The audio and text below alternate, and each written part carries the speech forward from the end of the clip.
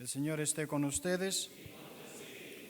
Del Santo Evangelio según San Mateo. En aquel tiempo Jesús propuso esta otra parábola a la muchedumbre. El reino de los cielos es semejante a la semilla de mostaza que un hombre siembra en su huerto. Ciertamente es la más pequeña de todas las semillas, pero cuando crece llega a ser más grande que las hortalizas y se convierte en un arbusto, de manera que los pájaros vienen y hacen su nido en las ramas. Les dijo también otra parábola. El reino de los cielos se parece a un poco de levadura que tomó una mujer y la mezcló con 3 medidas de harina, y toda la masa acabó por fermentar. Jesús decía a la muchedumbre todas estas cosas con parábolas, y sin parábolas nada les decía, para que se cumpliera lo que dijo el profeta. Abriré mi boca y les hablaré con parábolas, anunciaré lo que estaba oculto desde la creación del mundo. Palabra del Señor. Pueden sentarse. La parábola del Evangelio la hemos escuchado ya en días pasados, el domingo antepasado para ser exactos.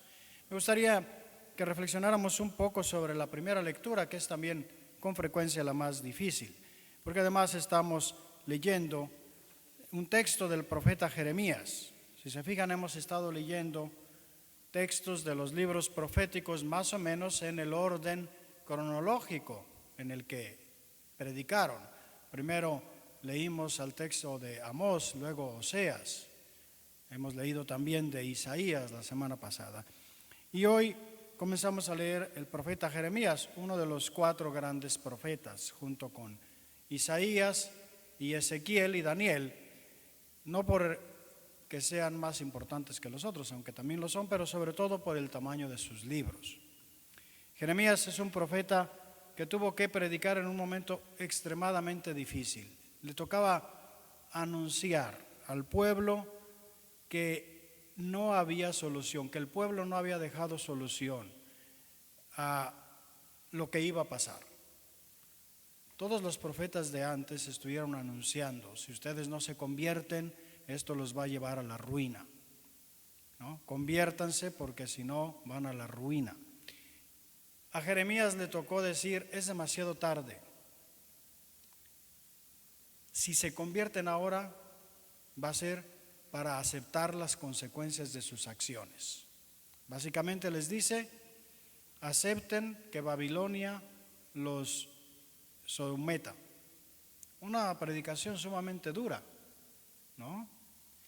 Solo 100 y tantos años antes de Jeremías, Isaías había dado el mensaje prácticamente opuesto: no confíen, no se rindan ante Asiria, confíen solo en el Señor. 100 y tantos años después, Jeremías a los mismos les da el mensaje opuesto: ríndanse ante los babilonios. ¿Por qué? Porque han cambiado las circunstancias.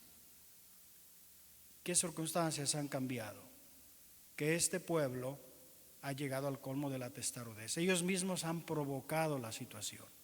Y el profeta, de parte de Dios, les dice: la única forma que ustedes salgan vivos de aquí es que acepten la consecuencia de sus acciones. ¿Cuál es? Que Babilonia los va a someter. Si no lo hacen, les va a ir peor. Ustedes se pueden imaginar que esta predicación de Jeremías no fue muy bien recibida, para nada. Si todos los profetas tuvieron problemas, Jeremías es uno de los que más, porque a la gente no le interesaba oír hablar de rendirse, de que iba a haber consecuencias por lo que habían hecho en el pasado. Un profeta que sufrió mucho. Y aquí en la lectura que escuchamos vemos una imagen un poquito fuera de nuestros parámetros, pero que nos enseña varias cosas. ¿De qué se trata? Jeremías recibe la orden de Dios de ponerse, aquí se traduce como un cinturón de lino, pero no es el cinturón con el que uno se faja los pantalones o en aquel tiempo la túnica, sino más bien, por la descripción del material, es como la ropa interior, ¿no? Algo que va aquí pegado a la piel. Porque esto es importante por lo que viene después. Dios le dice: póntelo, úsalo, y después de un tiempo le dice: ve y ponlo en el río. Y luego, después de unas semanas, le dice, ve y recógelo. ¿Y cómo está? Estaba corroído, carcomido. ¿De qué se trata? Es una forma de que la idea les entre por los ojos a esta gente, que no se les quede nada más en ideas, ¿no? Dios les ha mandado decir, arrepiéntanse, ¿no?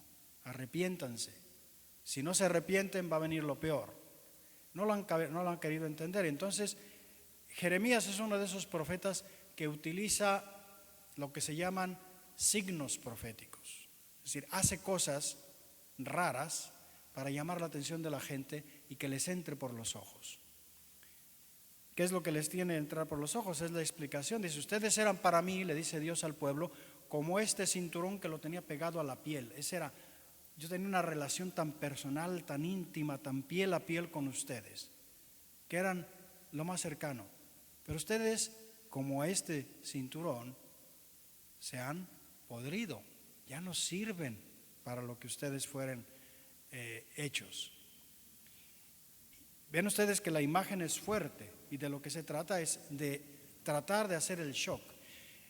Y les dice, bueno, la primera cosa que podemos aprender aquí es cómo Jeremías, la vida del profeta, no solo lo que dice se vuelve mensaje de Dios, sino toda su vida, sus acciones.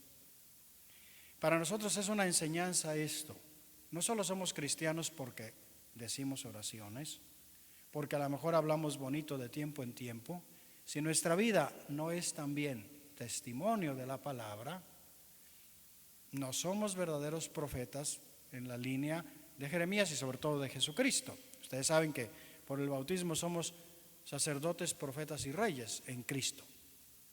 Y ser profeta significa no solo hablar con la boca, sino en primer lugar con la vida. Y esto es una de las cosas, como les digo, en las que Jeremías se distingue. En acciones que incluso parecen medio locas a veces, pero es porque está, vamos a decir así, desesperado porque la gente lo entienda, y a ver si se lo explica. Otra cosa que nos enseña también a nosotros, ¿qué tanto nos esforzamos por transmitir la palabra de Dios y buscar la manera? En primer lugar, por ejemplo, en las familias. Yo me encuentro con mucha frecuencia, no es fácil, pero a veces como que uno se queja y a veces como que queremos meterles a los muchachos el aspecto de la fe en Dios, el trato, diciéndoles nada más lo que tienen que hacer. Y es bien difícil, sobre todo cuando tú eres papá o también cuando eres el hijo, ¿no? Hay que buscar otras maneras. Y ahí es donde primero uno tiene que conocer muy bien, tiene uno que dominar el material, vivirlo para ser capaz de luego transmitirlo, ya sea con imágenes, con palabras, con la propia vida. Y estoy poniendo el ejemplo de los hijos porque es el más inmediato, pero sirve para todo.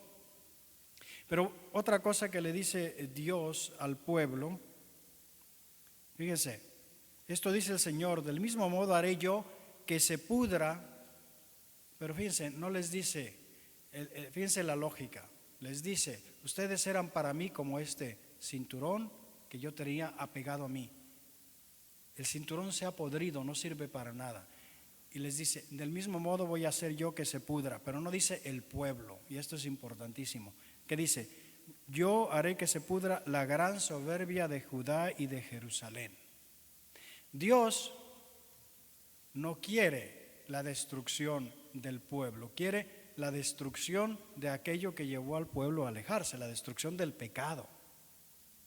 Y lo que hace Dios es permitir eso que va a suceder con Babilonia, pero no porque Él quiera que el pueblo sea destruido, sino porque espera que a través de esas acciones que son por otro lado consecuencia de sus mismos actos, su soberbia sea destruida, ¿no? Para quedarse con un pueblo humilde, un pueblo que realmente se da cuenta de quién es.